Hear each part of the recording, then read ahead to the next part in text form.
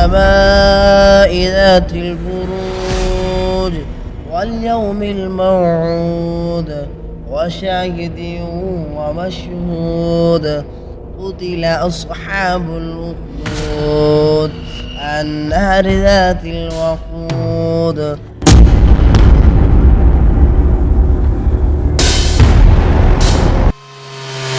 20,000 ایسے لوگ جنہیں بڑی بڑی خندقیں کھود کر زندہ جلا دیا گیا، وہ بھی صرف اس وجہ سے کہ وہ ایک اللہ کو مانتے تھے اور توحید کا پرچار کیا کرتے تھے۔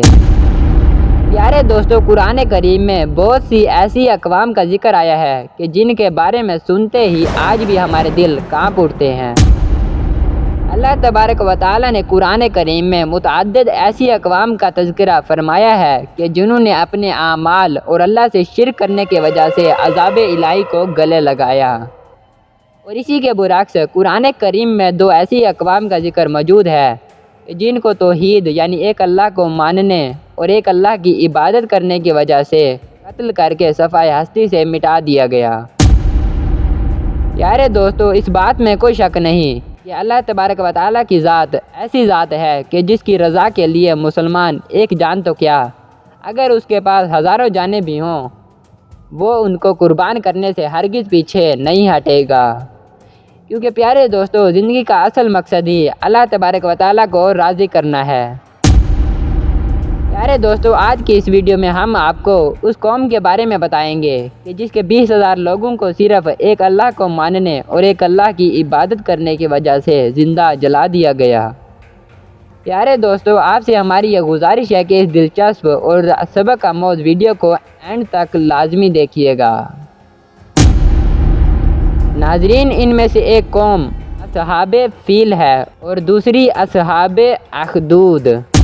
یہ ویڈیو اصحاب اخدود کے بارے میں ہے جن کو زندہ ہی جلا دیا گیا۔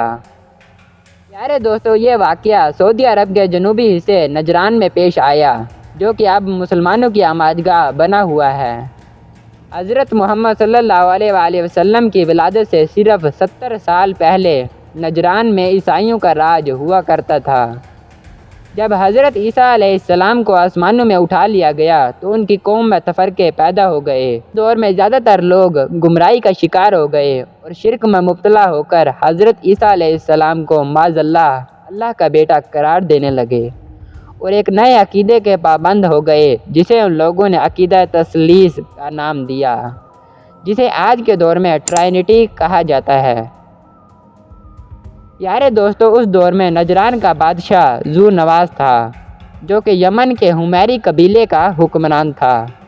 یہ بادشاہ پہلے بذات خود ایک عیسائی تھا اور ایک اللہ کی عبادت کیا کرتا تھا، لیکن وقت گزرنے کے ساتھ ساتھ یہ بھی یہودی عقائد کا پابند ہو گیا، اور جو لوگ بھی عیسائیت کے پابند تھے اور ایک اللہ کی عبادت کیا کرتے تھے، وہ ان پر بے حد تشدد کیا کرتا اور زبردستی ان کو عقیدہ تثلیث قبول کرنے پر مجبور کرتا۔ اس بادشاہ کی سب سے بری بات یہ تھی کہ وہ خدائی کا دعویٰ بھی کرنے لگا تھا۔ پیارے دوستو، اس بادشاہ کے پاس ایک جادوگر ہوا کرتا تھا جو طرح طرح کے جادو دکھا کر لوگوں کو متاثر کرتا اور انہیں عقیدہ تثلیث قبول کرنے کے لیے اکسایا کرتا تھا۔ لیکن یہ بات تلخ حقیقت ہے کہ ایک دن ہر جاندار نے اپنے اختتام کو پہنچنا ہے۔ تو پیارے دوستو، وقت گزرنے کے ساتھ ساتھ جب یہ جادوگر بوڑھا ہو گیا تو اس نے بادشاہ سے التجا کی کہ مجھے کوئی ایسا نوجوان لڑکا لا کر دو جسے میں اپنے جادو کا علم سکھا دوں اور جو میری طرح دنیا میں یہودیت کو پھیلا سکے۔ تو یہ بات بادشاہ کے دل کو لگی تو اس نے فوراً سپاہیوں کو حکم دیا اور نوجوان لڑکے کی تلاش شروع کر دی۔ آخر سپاہیوں کو ایک لڑکا ملا جو جادو کا علم سیکھنے پر آمادہ ہو گیا۔ پھر اس لڑکے کو دربار میں لایا گیا اور اسے ہر وقت جادوگر کے پاس رہنے کا حکم دیا گیا۔ پیارے دوستو، وہ لڑکا ہر روز جب اپنے گھر سے محل جانے کے لیے روانہ ہوتا تو اسے راستے میں ایک راہب ملتا جو ہر وقت توحید کی باتیں کیا کرتا تھا۔ جب لڑکا روزانہ اس کی باتیں سنتا تو اس کے دل میں بھی توحید جگہ کرنے لگی اور اسے بادشاہ کی باتیں بری لگنے لگیں اور اس طرح وہ بھی ایمان لے آیا۔ ایک دن کی بات ہے کہ دربار جانے کے لیے راستہ بند تھا اور وہاں ایک درندہ کھڑا ہوا تھا۔ تو لڑکے نے دعا کی کہ اگر راہب کا دین حق ہے تو یہ درندہ مر جائے۔ یہ کہتے ہوئے اس نے پتھر اٹھایا اور اس درندے کو دے مارا۔ پتھر لگتے ہی وہ درندہ فوراً مر گیا۔ یہ دیکھتے ہوئے لوگوں نے اسے ولی مان لیا۔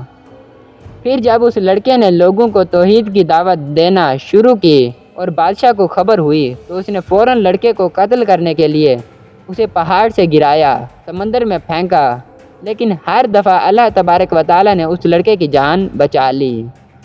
آخر کار لڑکے نے خود کہا کہ تم مجھے نہیں مار سکتے جب تک سب لوگوں کو اکٹھا نہ کرو، میری تیر سے کمان لو اور کہو بسم اللہ رب الغلام۔ بعد میں ایسا ہی ہوا اور جب وہ لڑکا شہید ہوا تو پوری قوم نے ایمان لا کر کہا کہ ہم اس لڑکے کے رب پر ایمان لاتے ہیں۔ تو اس واقعے سے بادشاہ اور غصے میں آ گیا اور جن جن لوگوں نے اللہ تبارک و تعالیٰ کی وحدانیت کا اقرار کیا اس بادشاہ نے بڑی بڑی خندقیں کھدوا کر ان سب کو ان میں زندہ جلا دیا۔ پیارے دوستو، تاریخ گواہ ہے کہ اس دن اس ظالم بادشاہ نے 20,000 لوگوں کو خندقیں کھدوا کر زندہ جلا دیا۔ پیارے دوستو، اس گروہ میں ایک عورت ایسی تھی کہ جس کی گود میں ایک شیر خوار بچہ تھا۔ جب اسے آگ میں ڈالنے لگے تو وہ عورت رک گئی تو اس بچے نے عالم شیر خوارگی میں کہا کہ ماں صبر کرو، تم حق پر ہو۔ پیارے دوستو، ان مظلوم عیسائیوں میں سے جو لوگ بچ گئے وہ حبشہ، شام اور نجران میں آباد ہو گئے تھے۔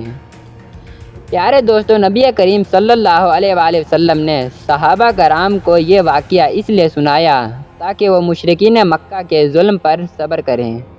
آپ صلی اللہ علیہ وآلہ وسلم نے فرمایا، تم سے پہلے لوگوں کے جسموں کو آریوں سے چیر دیا گیا لیکن پھر بھی وہ ایمان سے نہیں ہٹے۔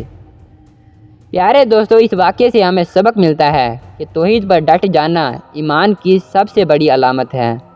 دنیا کی اذیت وقتی ہے مگر آخرت کی کامیابی دائمی ہے۔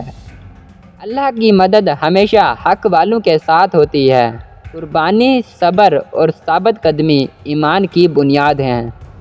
اللہ ظالموں کو مہلت دیتا ہے مگر پکڑ سخت کرتا ہے۔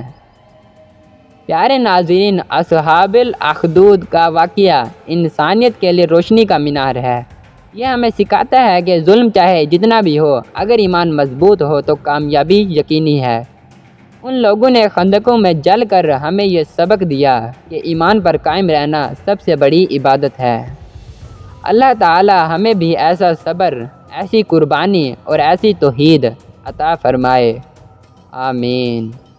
اگر آپ کو یہ ویڈیو انفارمیٹیو لگی ہو تو ویڈیو کو لائک اور چینل کو سبسکرائب کرنا نہ بھولیں۔ جزاک اللہ۔